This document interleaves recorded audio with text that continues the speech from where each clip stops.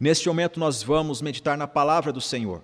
E eu convido você a abrir a sua Bíblia comigo. Deuteronômio capítulo 6, nós vamos ler dos versos 1 ao 9.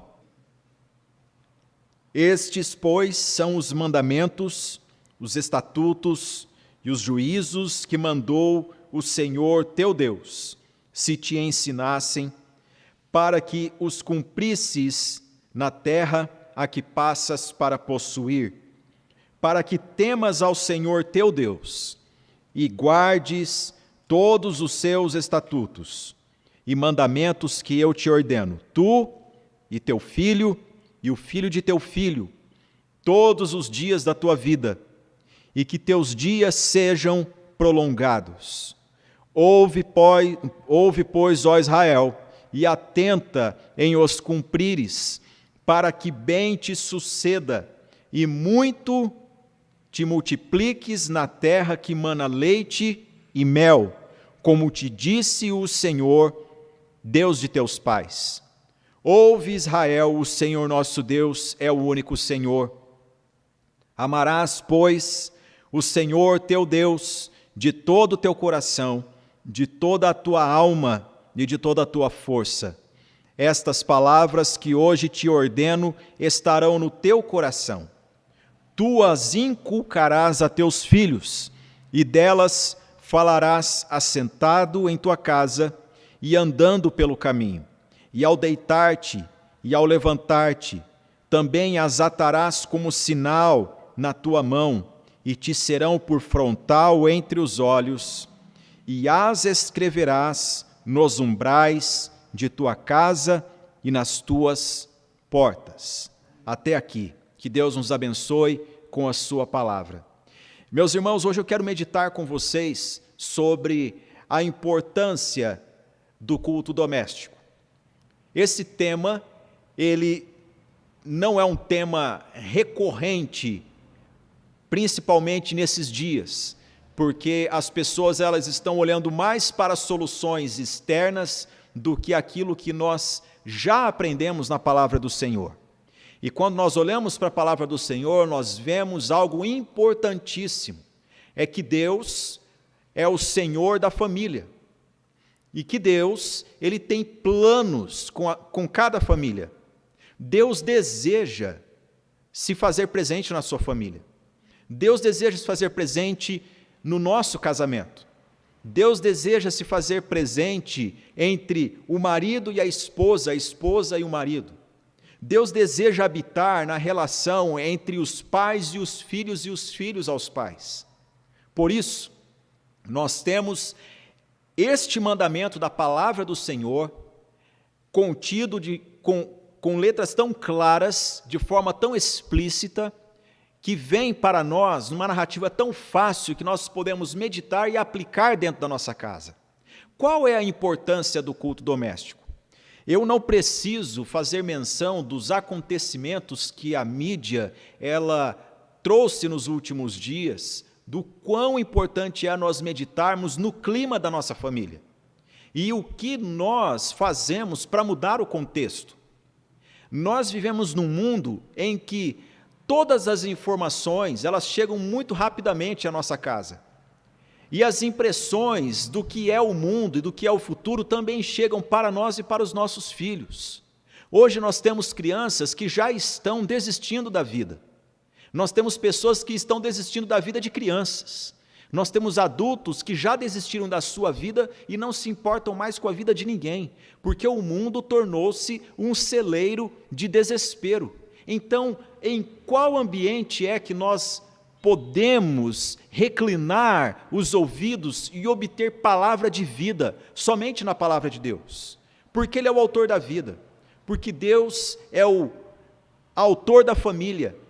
Foi Deus quem instituiu o casamento, foi Deus quem instituiu a família, e isso foi antes mesmo da queda, do primeiro pecado na face da terra. O Senhor é o Senhor da família, e isso é tão importante que está aqui na palavra do Senhor. Primeiramente, à guisa de informação, eu quero trafegar com vocês aqui em algumas informações sobre este livro, que é o livro do Deuteronômio. Ele tem este nome, Deuteronômio, provém da versão Septuaginta, que 70 sábios, 71 ou 2 sábios judeus traduziram o Antigo Testamento para a língua grega.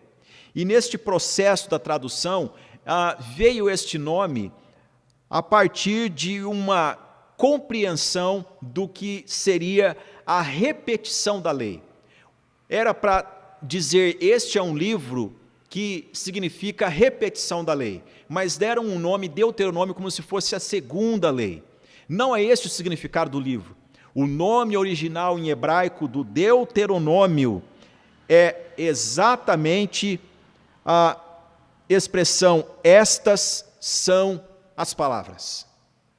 Estas são as palavras, pois é assim que começa este livro. Assim como o livro do Gênesis, que Gênesis é uma palavra grega, mas em hebraico é Bereshit, que significa no princípio, são as primeiras linhas do Gênesis. Deuteronômio, nós temos este nome, estas são as palavras. E nós perguntamos, quais são estas palavras? São as palavras de Moisés, num momento muito importante. Moisés, com aproximadamente os seus 120 anos, ele está para se despedir de toda a nação de Israel.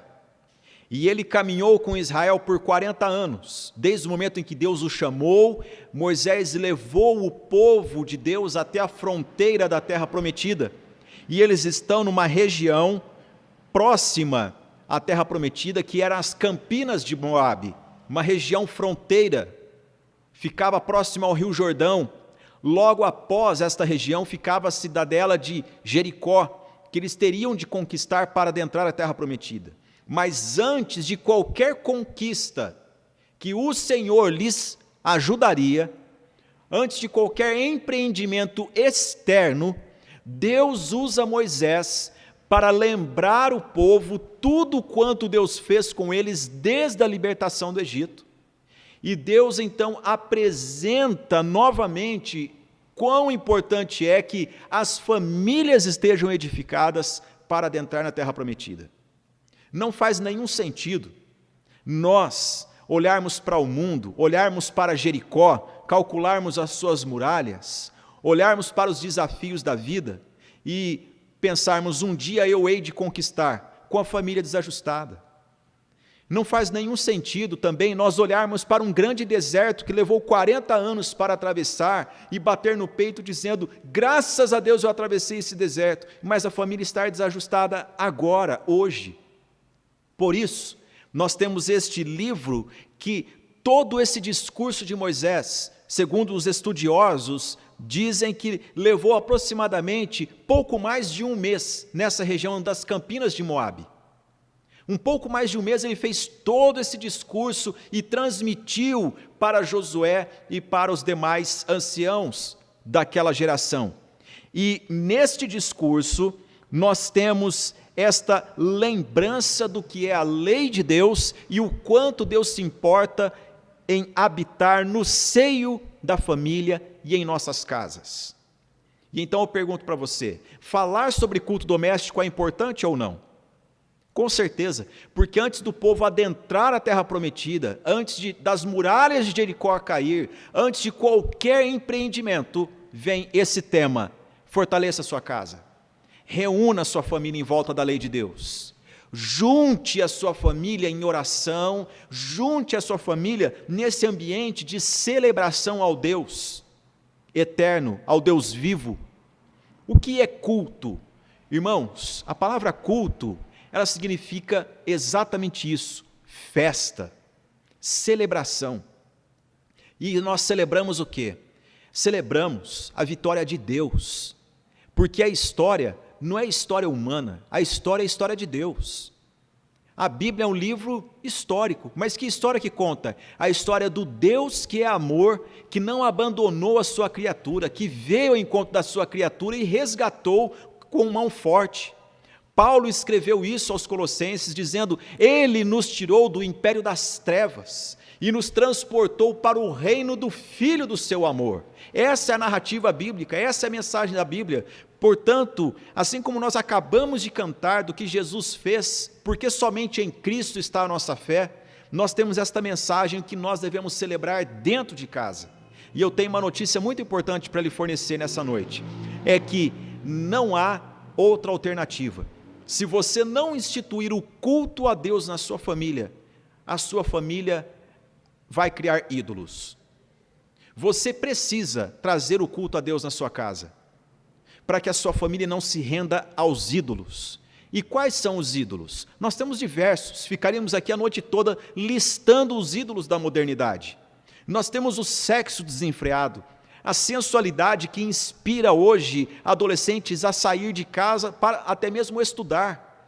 Nós temos hoje em dia a gana por dinheiro, que isso toma corações e pessoas usam até mesmo o nome de Deus para alimentar esses desejos. Nós temos listas e listas de deuses fabricados na modernidade por causa da carência primaz que é o culto a Deus e que o homem não atenta. Mas veja só, Moisés, quando ele lembra o povo da lei de Deus, antes do povo adentrar a terra prometida, ele nos ensina o caráter da lei de Deus. E eu quero meditar com você sobre isso. Primeiramente, o caráter pedagógico da lei de Deus. Há um caráter pedagógico. A lei de Deus não é algo estranho, não é algo alheio à nossa cognição. Deus falou a língua dos homens, Deus entregou a sua palavra de modo cognoscível. E olha só, diz-nos assim, capítulo 6, verso 1, estes, pois, são os mandamentos, os estatutos e os juízos, que mandou o Senhor teu Deus, se te ensinassem, para que os cumprisses na terra a que passas a possuir. Veja só, a lei do povo de Deus na terra prometida. Esse povo que saiu do Egito, esse povo que passou 40 anos no deserto, esse povo que adentraram o espaço que outrora era ocupado pelos cananitas, eles teriam que expulsar esse povo que invadiu as terras adquiridas, que foram pagas inclusive pelo patriarca Abraão. Esse povo estava ali invadindo uma terra que era propriedade do patriarca e da sua posteridade. Que lei que seria vigente nesse território? Alguém diria, a lei de Hammurabi, que já existia naquela época, a lei dos faraós, ou a lei que mais conviesse. Não, é a lei de Deus. Qual é a lei vigente na nossa casa? Ela produz vida, porque a lei contida na palavra de Deus, ela aponta para duas coisas. Ela aponta para a santidade de Deus e ela aponta para a pecaminosidade do homem. Quando nós olhamos para a lei de Deus, nós dizemos, miserável homem que sou. E aí, a lei de Deus, ela nos aponta para a cruz. Quando nós olhamos para a cruz, vemos o amor de Deus em Cristo cumprindo toda a exigência da lei. E nós dizemos, graças a Deus, Senhor, por tão grande salvação, como então eu viverei? Então, nós podemos olhar para a lei de Deus e saber que, através de Cristo, é possível viver o padrão de Deus. A lei, ela é algo claro e pedagógico. A lei, a centralidade dela está em Deus. A lei que o Senhor entregou, ela tem uma visão para hoje e para as gerações vindouras. Observe só, o versículo 2 diz, para que temas ao Senhor teu Deus, e guardes todos os seus estatutos e mandamentos que eu te ordeno, tu e teu filho, e o filho de teu filho, todos os dias da tua vida, e que teus dias sejam prolongados. Eu chamo sua atenção para isso, porque a lei de Deus nos dá a visão para além do hoje. A lei de Deus faz pessoas responsáveis pela vida.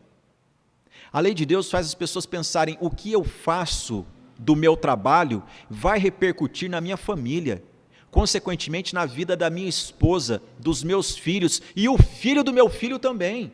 Então eu devo tomar cuidado, e só há uma forma de a minha segunda, terceira, quarta geração, ela andar no temor do Senhor, é eu me comprometendo com a lei de Deus agora, já nesse momento.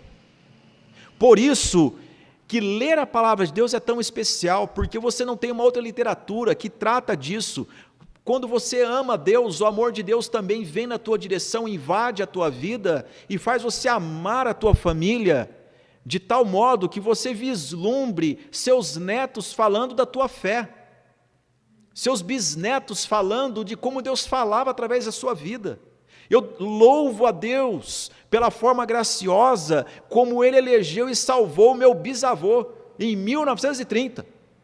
E hoje eu estou aqui pregando o Evangelho, e lá um missionário presbiteriano falou com ele na roça, e tudo isso, quem sabe Deus prometeu algo para ele, mas eu não sei. Eu fico pensando, o que dirão de mim daqui para frente? E a palavra do Senhor é que escancara a nossa visão e diz para nós, olha, não há somente o dia de hoje, há o hoje, ao amanhã, ao depois de amanhã, e somente a palavra de Deus vai gerar em você esperança para essas gerações futuras.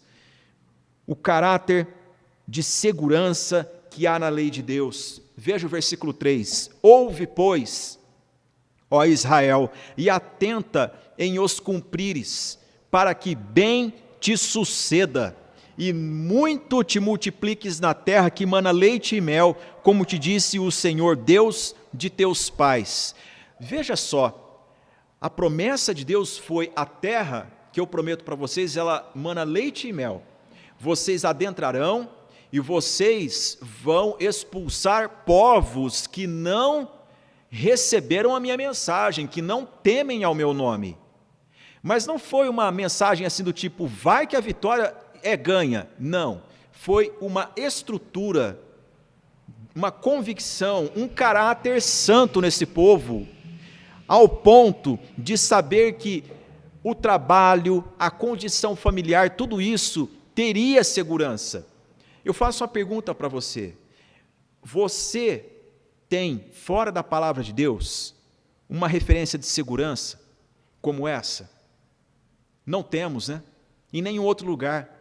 Somente a palavra de Deus é que tem esse recado para famílias hoje em dia, para que bem te suceda.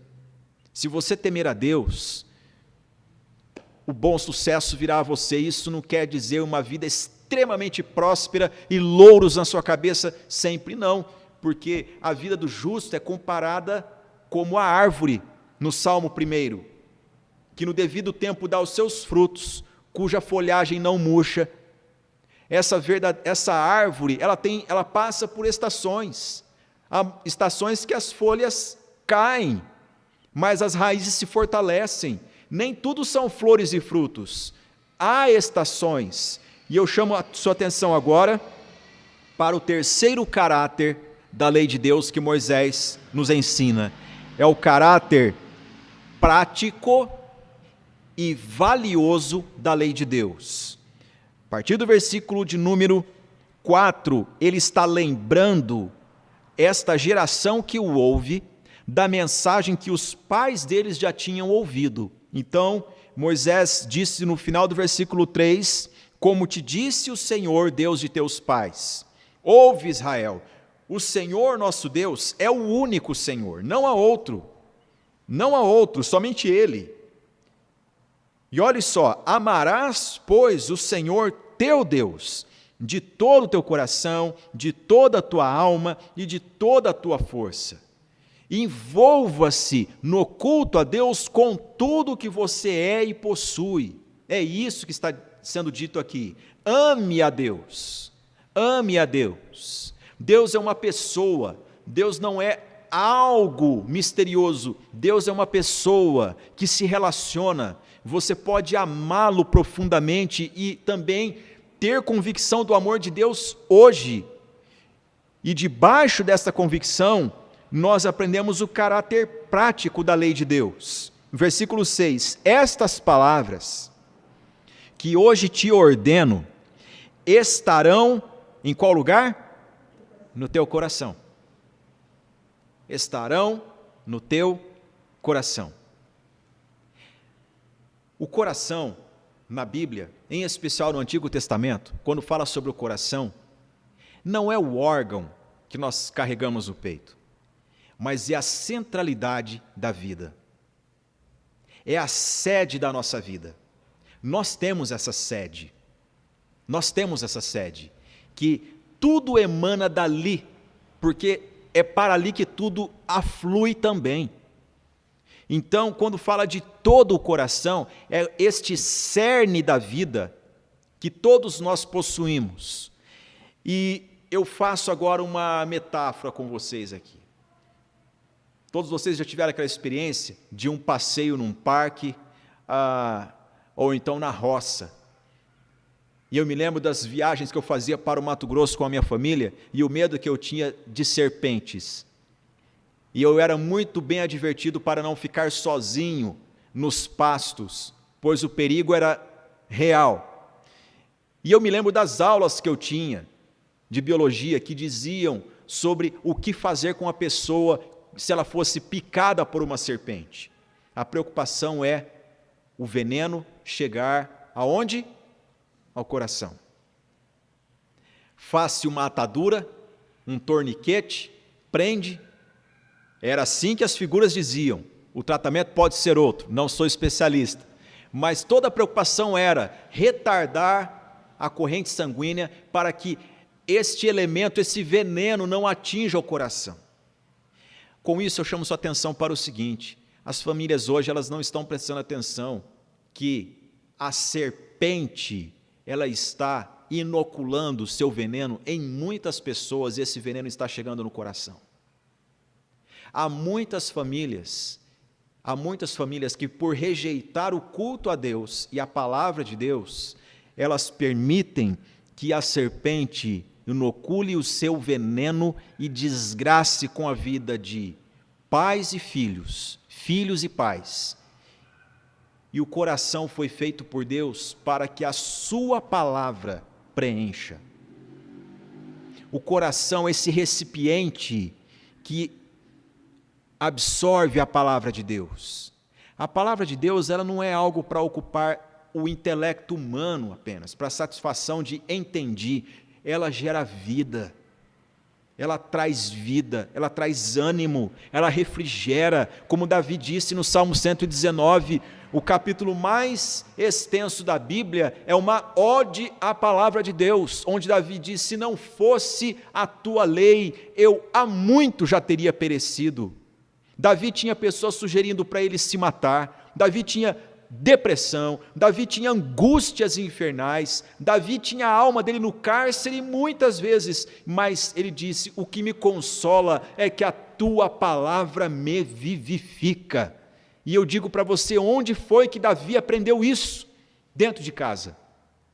Dentro de casa, porque a estrutura familiar israelita era disso, de aplicar a lei de Deus no coração da criança desde cedo, e Davi certamente aprendeu a palavra de Deus ali, nos ambientes da sua família. E sabendo isso, nós vemos a partir do versículo 6, como que a palavra de Deus, ela pode facilmente ocupar o nosso coração. O versículo 7 nos diz, tu as inculcarás a teus filhos. A palavra inculcar, nós sabemos muito bem o significado dela, mas aqui ela traz a menção de encaixe. Quando a pessoa pegava um pedaço de madeira para calçar, fazer de cunha a uma outra ferramenta, ela tinha que desbastar e adequar isso para encaixar ali. Você, mãe, olhe para mim aqui agora, você pai, Deus te dá capacidade para você obter conhecimento da palavra de Deus e trazer ao entendimento do seu filho, e é isso que é inculcar a palavra de Deus. Não é repetição de palavras difíceis que a criança não entende, não, é ensinar no conhecimento de mundo da criança o temor do Senhor. Por isso que a palavra diz, tu as inculcarás a teus filhos. E são 7 pontos rapidamente aqui. Este, inculcar a teus filhos, é o primeiro. Segundo, falarás assentado em tua casa. Isso é mandamento. Isso não é palavra do pastor da vida da igreja presbiteriana. A palavra de Deus nos ensina nós nos assentarmos em família e discorrer a palavra de Deus. Isso quer dizer que quando a família se assenta e abre a Bíblia Sagrada, tudo se desliga e somente a Bíblia está ligada.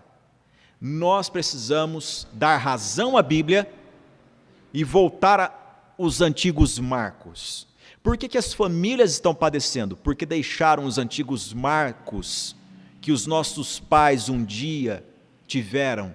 Nós precisamos voltar a isso. Primeiro, inculcar aos nossos filhos. Segundo, assentar em casa para falar da palavra de Deus.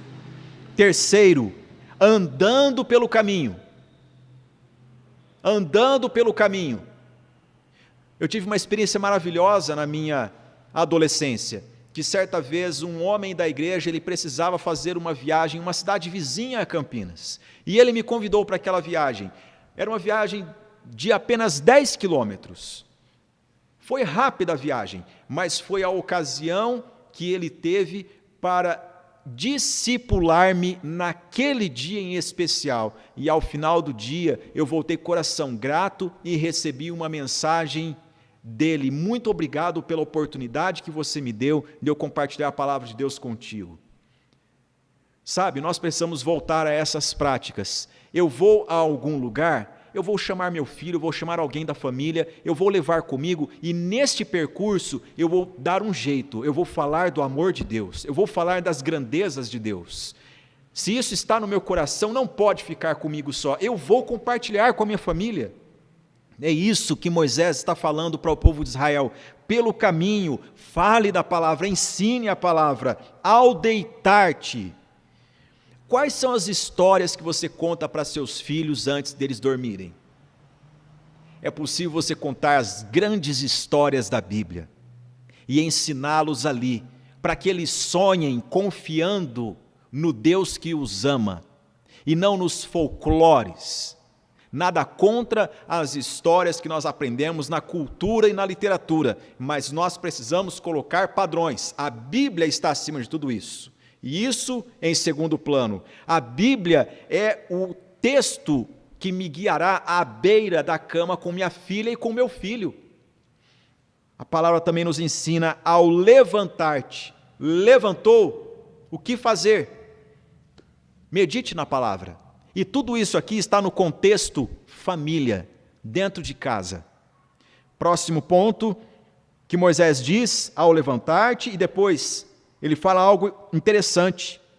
Atarás como sinal na tua mão e por frontal entre os olhos. Os israelitas, eles tinham a prática de amarrar um objeto chamado tefilim, que era um pedaço da lei escrita na mão e na testa.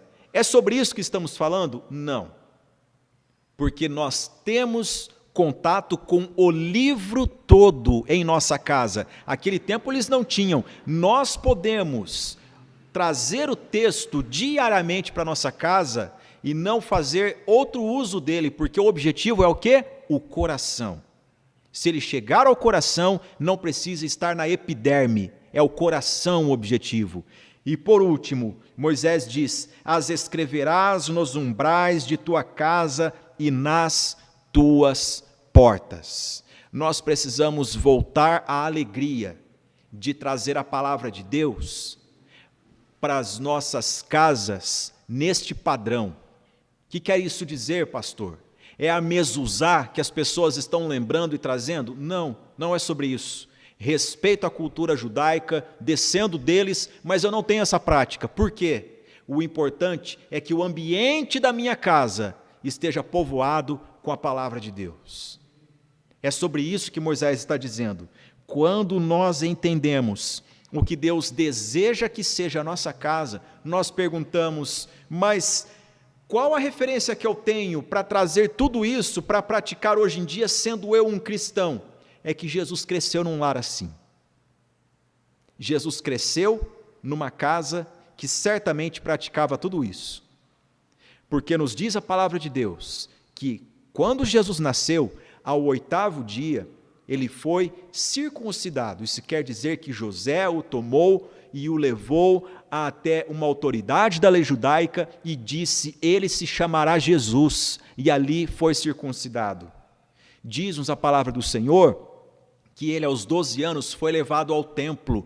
Isso, com certeza, era o ambiente em que esse menino era introduzido sob a cultura israelita, a lei de Deus. E ali, para a surpresa de todos, aquele que deveria ser chamado, entre aspas, filho da lei, ele ensinou os doutores aos 12 anos, porque ele é o autor da lei. E ele nasceu, viveu e morreu sob a lei, diz o apóstolo Paulo aos Coríntios. Se Jesus viveu nesse contexto, você não acha que esse padrão de culto doméstico, de valor com a palavra de Deus deve ocupar a sua casa, o ambiente da sua família? Quero dar algumas lições práticas para você essa noite. É vontade de Deus que a sua família celebre culto doméstico. E por onde nós começamos? Às vezes as pessoas me perguntam, pastor, é responsabilidade do meu esposo ou minha? Ou é responsabilidade da minha esposa ou minha? Você que é um marido cristão, a responsabilidade começa com você. A responsabilidade é sua. Mas, minha irmã, se você é uma pessoa salva pela graça, que está orando pela salvação do seu esposo, dos seus filhos, comece você. Não espere que amanhã, se ele se converter, não, comece com você. Até porque a Bíblia nos ensina que a mulher santa, ela santifica o marido no convívio do lar. Se você é filho e não tem pais cristãos, não tem pais que conhecem a palavra de Deus, comece por você. Eu tenho histórias e mais histórias de crianças e adolescentes que foram instrumentos de Deus para salvar toda a sua família e parentela por causa de uma oração numa refeição. Comece por você. Também, como fazer isso? Olha, um manual muito simples. Muito simples. Não faça de uma forma desleixada do tipo, hoje nós vamos ter culto doméstico, vamos. Então, chama o filho e diz assim, abre aí e lê alguma coisa para nós, e a Mariazinha ora e está feito. Não, tenha zelo. Marque um dia da semana e uma hora da semana, tenha isso cravado na agenda para que a família cresça valorizando o culto, o ambiente da palavra de Deus, onde Deus fala com a sua família. E então comece com uma oração, chame as pessoas e ensine. Este é o momento que nós vamos parar tudo e vamos falar com o Eterno, com o Criador dos céus e da terra. Comece com uma oração. Se for possível, cante uma canção bíblica que exalta a Jesus, que diz de Deus quem Ele realmente é. Uma canção bíblica, cristocêntrica. Leia um texto bíblico, explique esse texto, ensine o texto, tenha esmero nisto, nessa prática, e ao explicar, pergunte como nós colocaremos isso em prática para a glória de Deus. Ore pelos pedidos de oração de cada membro da sua família. E após isso, está feito um culto doméstico. Esses são os princípios que nós temos na palavra de Deus, mas tudo começa com o quê? Ouve, ó Israel. Essa noite, eu espero que você ouça a palavra de Deus, que diz para você, eu me importo com a sua família. Eu me importo com a sua casa. Eu desejo mudar o clima do teu casamento. Eu desejo mudar o clima da relação sua com os seus filhos, com os seus netos. Ou quem sabe, eu desejo mudar o clima seu com o seu vizinho. E vai começar com a tua casa, com a tua família. Comece esse ambiente de graça, esse ambiente de perdão, esse ambiente de reconciliação. Meus irmãos, e por último, alguém pode dizer, mas por onde eu começo na Bíblia? Comece pela história de Jesus, medite quem é Jesus, leia os evangelhos, conheça o seu Salvador, mais do que qualquer coisa na vida, conheça a Jesus, ame-o de todo o coração e ensine para as outras pessoas. Neste momento, eu convido você a fechar os seus olhos onde você está. E mesmo em voz baixa, apresentar os membros da sua casa nas mãos de Deus. Enquanto o mundo lamenta atrocidades que estão acontecendo nas famílias, olha, não espere que algo ruim aconteça com a sua. Comece hoje, trazendo a centralidade do culto a Deus para a sua casa e para a sua família, em nome de Jesus. Senhor Deus, graças te damos por este momento que nós ministramos a tua palavra, que nós ouvimos os preceitos do Senhor. Pedimos a tua graça, ó Deus, para pôr em prática. Ajuda-nos, ó Deus, que o livro mais lido da nossa casa seja a Bíblia Sagrada. Que nós incentivemos a cultura, sim, é importante. Que nós incentivemos o incremento da ciência nos nossos filhos, sim, isso é assaz importante, mas nada supera o temor do Senhor, a palavra de Deus. Ensina-nos, ó Deus, a ensinar nossos filhos. Ensina-nos o culto em nossa família, em nosso lar, como o Senhor prescreve na tua palavra. Senhor, graças te damos por esta oportunidade e que esta mensagem alcance muitos lares para a glória do teu nome. Em nome de Jesus nós oramos. Amém.